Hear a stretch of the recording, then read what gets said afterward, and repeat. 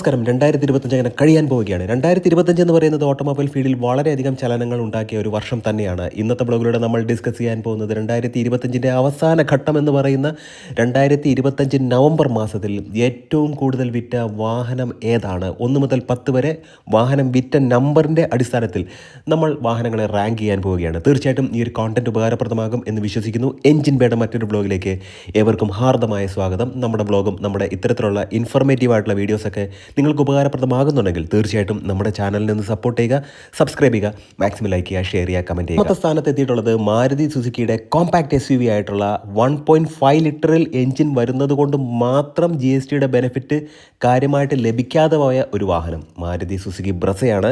2025 November മാസത്തിൽ 13,947 യൂണിറ്റുകൾ ബ്രസ വിറ്റു എന്നുള്ളത് അഭിമാനകരമായ നേട്ടം തന്നെയാണ്. നമ്മൾ മനസ്സിലാക്കേണ്ട ഒരു കാര്യം, 8,26,000 മുതൽ 13 ലക്ഷം വരെയാണ് ഈ ഒരു വാഹനത്തിൻ്റെ എക്സ് ഷോറൂം പ്രൈസ്. CNGയിൽ അവൈലബിൾ ആണ്, പെട്രോളിലും അവൈലബിൾ ആണ്. എന്നാൽ എടുത്തു വേണ്ട ഒരു കാര്യം, പെട്രോൾ എഞ്ചിൻ എന്ന് പറയുന്നത് 1500 cc ആയതുകൊണ്ട് തന്നെ ഈ പറയുന്ന GSTയുടെ കാര്യമായിട്ടുള്ള ബെനിഫിറ്റ് ഈ ഒരു കോമ്പാക്ട് SUVക്ക് ലഭിച്ചില്ല എന്നുള്ളത് വാസ്തവമാണ്. എന്നാലും ഒരു 5% വ്യത്യാസം തീർച്ചയായിട്ടും ഈ ഒരു വാഹനത്തിന് ലഭിച്ചു എന്നുള്ളത് വസ്തുതയാണ്. നമ്മൾ മനസ്സിലാക്കേണ്ട ഒരു കാര്യമെന്ന് പറയുന്നത്, അണ്ടർ ബോഡി CNG കിറ്റോട് കൂടി ബ്രസയുടെ ഒരു ഫേസ് ലിഫ്റ്റ് വരാൻ പോകുന്നുണ്ട്. അതിന് നമുക്കൊരു ഫേസ് ലിഫ്റ്റ് എന്നൊന്നും പറയാൻ കഴിയില്ല, കുറച്ച് കോസ്മെറ്റിക് അപ്ഡേഷൻ എന്ന് മാത്രമാണ് നമുക്കതിനെ പറയാൻ കഴിയുകയുള്ളൂ. എന്നാൽ 9ാം സ്ഥാനത്തേക്ക് വന്നപ്പോൾ നമ്മൾ മനസ്സിലാക്കേണ്ട ഒരു കാര്യം, ഏറ്റവും കൂടുതൽ വിറ്റ വാഹനങ്ങളുടെ ലിസ്റ്റ് എല്ലാ മാസവും നമ്മൾ എടുക്കുമ്പോൾ 1, 2, 3 പൊസിഷനിൽ വരുന്നൊരു വാഹനമാണ് ഇപ്പോൾ 9ാം സ്ഥാനത്തേക്ക് പിന്തള്ളപ്പെട്ടത്. അത് ഈ വാഹനം മോശമായതുകൊണ്ടല്ല, നല്ല രീതിക്കുള്ള മാർക്കറ്റിൽ ഒരു പ്രതികരണം ഈ GSTയുടെയൊക്കെ ബെനിഫിറ്റ് ആളുകൾ ഉപയോഗിച്ചു എന്നുള്ളതാണ്. അത് മാത്രമല്ല, ഇയർ എൻഡൊക്കെ വരുന്നതോടുകൂടി കൂടുതൽ ആളുകൾ വാഹനങ്ങൾ വാങ്ങാനുള്ള ഒരു കാണിച്ചു എന്നുള്ളതാണ്. 2025 നവംബർ മാസത്തിൽ 9ാം സ്ഥാനത്ത് ഏറ്റവും കൂടുതൽ വിറ്റ വാഹനങ്ങളുടെ പട്ടികയിൽ വന്നിട്ടുള്ളത് മാരുതി സുസുക്കിയുടെ മറ്റൊരു വാഹനമാണ് വാഗണാറാണ്. 14,619 യൂണിറ്റുകളാണ് ടോട്ടൽ വിറ്റത് 2025 നവംബർ മാസത്തിൽ. പെട്രോളിൽ അവൈലബിൾ ആണ്, CNGയിൽ അവൈലബിൾ ആണ്, 1 ലിറ്ററിലും അവൈലബിൾ ആണ്. അതായത് 998 cc ഉള്ള ഒരു എഞ്ചിനും നമുക്ക് അവൈലബിൾ ആണ്. 1200 cc, അപ്രോക്സിമേറ്റ്ലി 1200 cc ഉള്ള ഒരു എഞ്ചിനും നമുക്ക് അവൈലബിൾ ആണ്. K12N എന്ന് പറയുന്ന എഞ്ചിനാണ്. AMT ട്രാൻസ്മിഷനിലും നമുക്ക് ഈ ഒരു വാഹനം അവൈലബിൾ ആണ്. CNGയിലും അവൈലബിൾ ആണ്. 4,99,000 മുതൽ 6,95,000 വരെയാണ് ഈ ഒരു വാഹനത്തിൻ്റെ എക്സ് ഷോറൂം പ്രൈസ്. 8ാം സ്ഥാനത്തേക്ക് മറ്റൊരു മാരുതി വാഹനമാണ്, ഫ്രോങ്സ് ആണ്. ഫ്രോങ്സ് എന്ന് പറയുമ്പോൾ നമുക്കറിയാം, അതൊരു ക്രോസ് ഓവർ SUV എന്നൊക്കെ പറഞ്ഞാലും ബലീനോയുടെ പ്ലാറ്റ്ഫോമിൽ വരുന്നൊരു വാഹനമാണ്. ബലീനോയെ ഒരു തരത്തിൽ രൂപമാറ്റം വരുത്തി ഒരു SUV അപ്പിയറൻസ് ഒക്കെ കൊടുത്തിട്ട് യൂറോപ്യൻ മാർക്കറ്റിൽ വിൽക്കുന്ന എസ് ക്രോസിൻ്റെ മുഖഭാവത്തോടു കൂടി ഇന്ത്യൻ മാർക്കറ്റിൽ കൊണ്ടുവന്ന ഒരു വാഹനം തന്നെയാണ്. ജിംനിയുടെ പ്രഭയിൽ 2023 ജിംനിയോടൊപ്പം ലോഞ്ച് ചെയ്തൊരു വാഹനമാണ്. എന്നാൽ ഏറ്റവും കൂടുതൽ ശ്രദ്ധ കിട്ടിയത് ജിംനിക്കാണ്. നമുക്ക് കാര്യത്തിലേക്ക് വരാം. 2025 നവംബർ മാസത്തിൽ 10,058 യൂണിറ്റുകൾ ഫ്രോങ്സ് വിറ്റഴിഞ്ഞു എന്നുള്ളത് അഭിമാനകരമായ നേട്ടം തന്നെയാണ്. കാരണം 15,000 എന്ന് പറയുന്ന ആ ഒരു ബെഞ്ച് മാർക്ക് ക്രോസ് ചെയ്യാൻ അവർക്ക് കഴിഞ്ഞു സെയിലിൽ.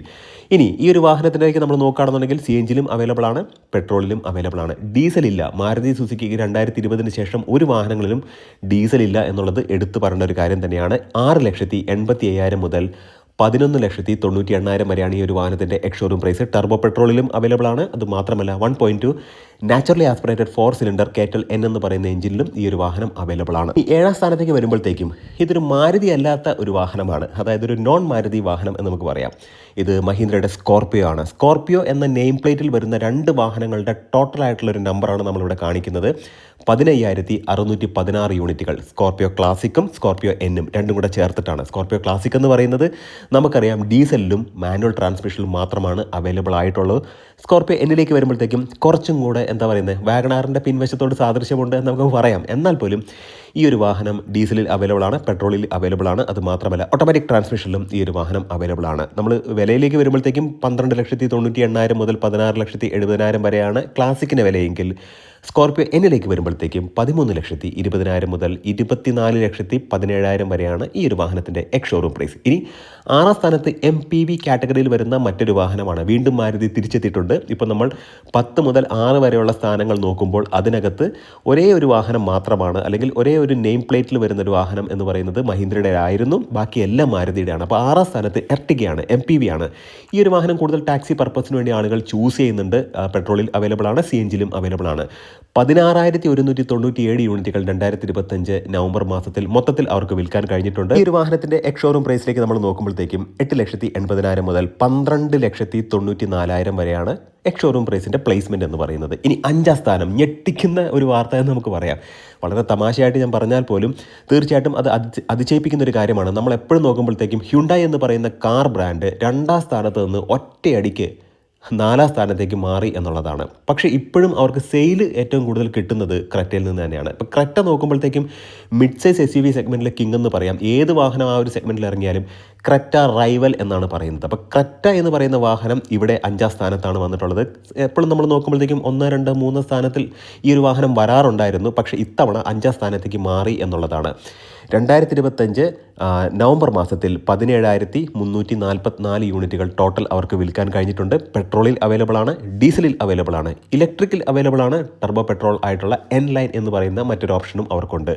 നമ്മൾ നോക്കുകയാണെന്നുണ്ടെങ്കിൽ ഈ ഒരു വാഹനത്തിൻ്റെ എക്സ്-ഷോറൂം പ്രൈസ് 10,73,000 മുതൽ 20,20,000 വരെയാണ്. ഇനി 4ാം സ്ഥാനത്ത് ടാറ്റ പഞ്ചാണ്. 2024 ഏറ്റവും കൂടുതൽ, ആ ഒരു കലണ്ടർ വർഷത്തിൽ ഏറ്റവും കൂടുതൽ വിറ്റ വാഹനം എന്ന് പറയുന്നത് മാരുതിയുടെ മേൽക്കോയ്മയെ തച്ചുടച്ചുകൊണ്ട് ഈ ഒരു വാഹനം മുന്നിലേക്ക് വന്നു. 2 ലക്ഷത്തിന് മുകളിലാണ് ആ ഒരു വർഷത്തിൽ ഈ ഒരു വാഹനം വിറ്റത്. ടാറ്റ പഞ്ചിന് ഒരു ഫേസ് ലിഫ്റ്റ് വരാൻ പോകുന്നുണ്ട്. പെട്രോളിൽ അവൈലബിൾ ആണ്, ഇലക്ട്രിക്കിൽ അവൈലബിൾ ആണ്, CNGയിലും ഈ ഒരു വാഹനം അവൈലബിൾ ആണ്. 18,753 യൂണിറ്റുകളാണ് 2025 നവംബർ മാസം അവർക്ക് വിൽക്കാൻ കഴിഞ്ഞിട്ടുള്ളത്.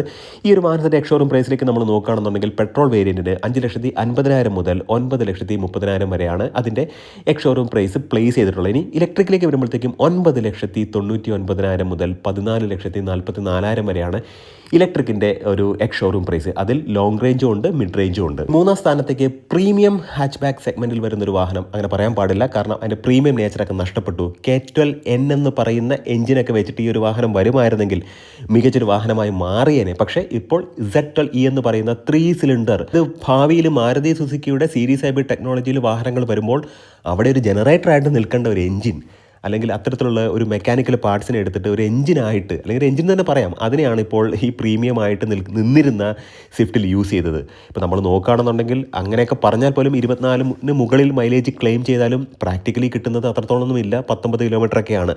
തീർച്ചയായിട്ടും മൈലേജ് എന്ന് പറയുന്ന ഒരു ഫാക്ടർ നോക്കുകയാണെന്നുണ്ടെങ്കിൽ ഈ ഒരു വാഹനം ഓൺ പേപ്പർ നല്ല മൈലേജ് പറയുന്നുണ്ട്. പക്ഷേ പ്രാക്ടിക്കലി അത്രത്തോളം മൈലേജ് ഒന്നും ലഭിക്കുന്നില്ല. അത് 19 എന്ന് പറഞ്ഞാൽ മോശമായിട്ടുള്ളൊരു മൈലേജ് എന്നുള്ളതല്ല. 24 പറഞ്ഞിട്ട് 19 കിട്ടുകയും 21 പറഞ്ഞിട്ട് 18 കിട്ടുകയും തമ്മിലുള്ള ഒരു ഡിഫറൻസ് നിങ്ങൾ മനസ്സിലാക്കണം. എപ്പോഴും 4 സിലിണ്ടർ എഞ്ചിൻ്റെ റിഫൈൻമെൻറ്റ് എന്ന് പറയുന്നത് ഒരു പടി മുകളിലാണ്. നമുക്ക് കാര്യത്തിലേക്ക് വരാം. 19,733 യൂണിറ്റുകൾ 2025 നവംബർ മാസത്തിൽ മൊത്തത്തിൽ സ്വിഫ്റ്റിന് വിൽക്കാൻ കഴിഞ്ഞു. പെട്രോളിലും CNGയിലും ഈ ഒരു വാഹനം അവൈലബിൾ ആണ്. 5,79,000 മുതൽ 8,80,000 വരെയാണ് ഈ ഒരു വാഹനത്തിൻ്റെ എക്സ്-ഷോറൂം പ്രൈസ്. ഇനി 2ാം സ്ഥാനത്ത് ഒരേ ഒരു കോമ്പാക്ട് സെഡാൻ കാറ്റഗറിയിൽ വരുന്ന ഒരേ ഒരു വാഹനം, ഈ ഒരു ലിസ്റ്റിൽ ഒരേ ഒരു വാഹനമേ ഉള്ളൂ. അത് മാരുതി സുസുക്കിയുടെ ഡിസയർ ആണ്. ടാക്സി സെഗ്മെൻറ്റിലേക്ക് ഒരുപാട് ഈ ഒരു വാഹനം വിറ്റുപോകുന്നുണ്ട്. അതുകൊണ്ട് തന്നെ സെയിൽ നമ്പർ ഉയരുന്നുമുണ്ട്.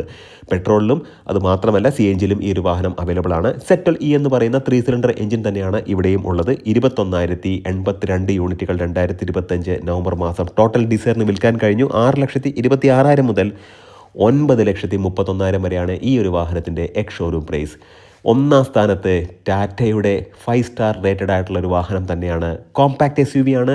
ഈ പറയുന്ന GSTയുടെ ബെനിഫിറ്റ് മാക്സിമം ഉപയോഗിച്ചൊരു വാഹനം എന്ന് തന്നെ പറയാം. ടാറ്റ നെക്സോൺ ആണ്. പെട്രോളിൽ അവൈലബിൾ ആണ്, ഡീസലിൽ അവൈലബിൾ ആണ്, CNGയിൽ അവൈലബിൾ ആണ്. അത് മാത്രമല്ല ഈ ഒരു വാഹനം ഇലക്ട്രിക്കിലും അവൈലബിൾ ആണ്. അപ്പോൾ എല്ലാ അവതാരത്തിലും ഈ ഒരു വാഹനത്തെ നമുക്ക് കാണാം. 2025 നവംബർ മാസത്തിൽ നെക്സോൺ 22,434 യൂണിറ്റുകൾ ടോട്ടൽ അവർക്ക് വിൽക്കാൻ കഴിഞ്ഞു എന്നുള്ളതാണ്. 7,32,000 മുതൽ 14,05,000 വരെയാണ് ഈ ഒരു വാഹനത്തിൻ്റെ എക്സ്-ഷോറൂം പ്രൈസ്. തീർച്ചയായിട്ടും ഈ ഒരു കോണ്ടന്റ് ഉപകാരപ്രദമായി എന്ന് വിശ്വസിക്കുന്നു. ഇനി വരാൻ പോകുന്നത് ഇയർ എൻഡ് ഓഫറുകളാണ്. GSTയുടെ ബെനിഫിറ്റ് മാക്സിമം നിങ്ങൾക്ക് നേടണം എന്നുണ്ടെങ്കിൽ ഇയർ എൻഡ് ഓഫേഴ്സിൽ നിങ്ങൾ വാഹനങ്ങൾ വാങ്ങാൻ ശ്രമിക്കുക. നല്ല നല്ല വാഹനങ്ങൾ ചൂസ് ചെയ്യുക. തീർച്ചയായിട്ടും ഒരു ബയർ സെൻട്രിക് മാർക്കറ്റാണ് ഈ ഒരു സമയത്തുള്ളത്. തീർച്ചയായിട്ടും ഈ ഒരു കോണ്ടന്റ് ഉപകാരപ്രദമായെങ്കിൽ നമ്മുടെ ചാനലിനെ സപ്പോർട്ട് ചെയ്യുക, സബ്സ്ക്രൈബ് ചെയ്യുക, മാക്സിമം ലൈക്ക് ചെയ്യുക, ഷെയർ ചെയ്യുക, കമൻറ്റ് ചെയ്യുക. നല്ല നല്ല വ്ളോഗ്സോടെ നമുക്ക് വീണ്ടും കാണാം. നിങ്ങളുടെ സ്നേഹത്തിനും സപ്പോർട്ടിനും ഒരിക്കൽ കൂടെ നന്ദി. നമസ്കാരം.